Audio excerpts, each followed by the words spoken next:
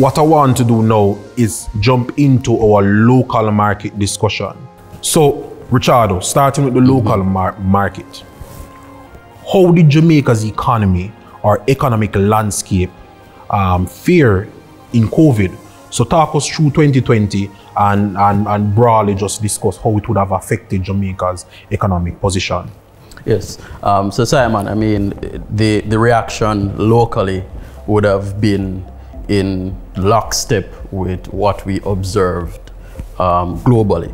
You know, if you plot the decline in the JSE's main market, you realize it mirrors almost exactly the decline in the S&P 500, which suggests that fear was all around, you know, at that time, because we never knew what the heck COVID-19 is. You know, we don't know whether, you know, a vaccine would be anywhere, you know, so fear was just elevated. I believe the VIX topped out at what, 80 or something to that effect, and the VIX there is the gauge of fear, so to speak, okay, in the international financial markets.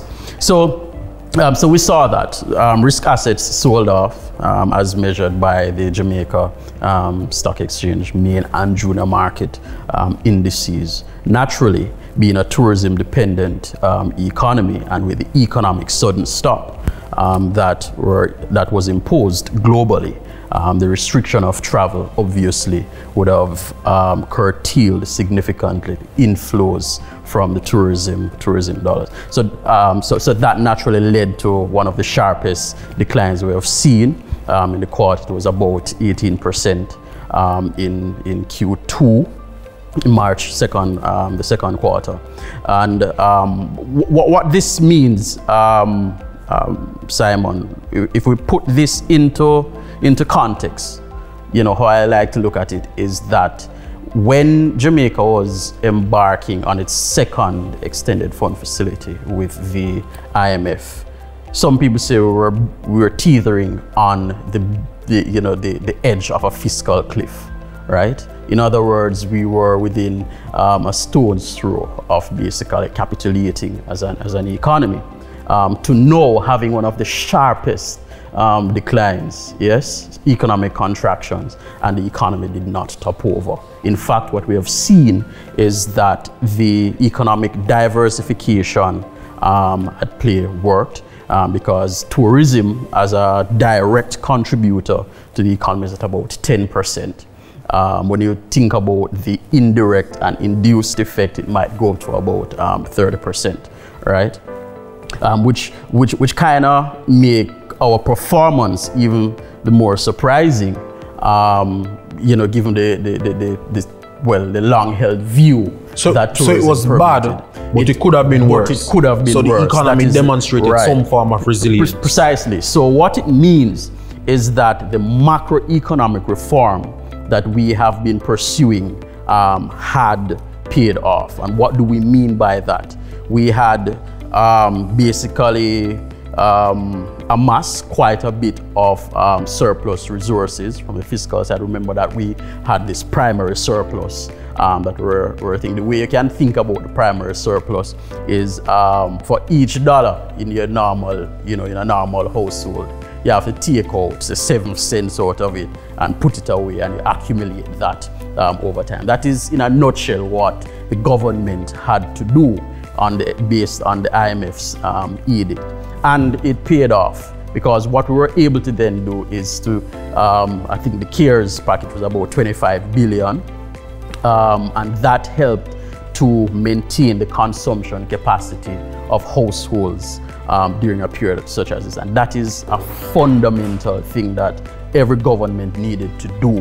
When you engineer a shutdown of the economy, you have to maintain consumption capacity, because globally, most economies are driven by consumption. Consumption in GDP usually is about north of 70%. So you have to make sure that households can maintain their consumption capacity. So what was the read on overall economic contraction in 2020? Well, that's the interesting thing is that in our analysis, right, it obviously, if you're looking at pure quantitative statistical analysis, if you do a year-over-year analysis, obviously, if last year you did 100 and this year you did 80, that's how much percent contraction? 20%.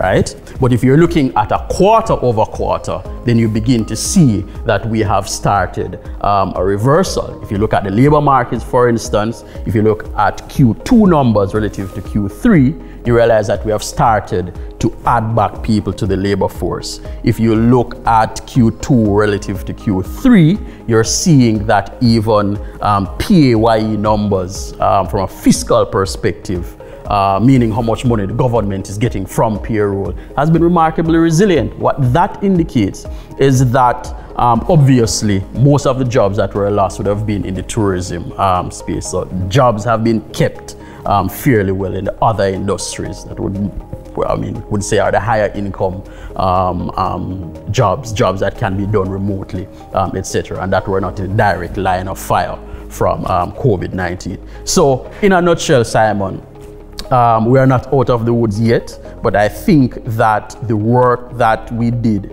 in the macroeconomic reform has paid off quite handsomely. The only caveat that I have here, and I would maybe, it's an imperative that those who are listening to us continue to maintain strict observance to what the medical practitioners are saying, the health practitioners, social distancing, wear your mask, sanitize, and so forth, because that behavioral element, I think, will be the main factor that determines how long we stay in the doldrums. I like that you touched on that, Richardo, because I mean, personally, I believe that there's a large cultural, and let's just classify it as overall behavioral part of how Jamaicans react or do not react to the containment and mitigation strategies that have been implemented by the government.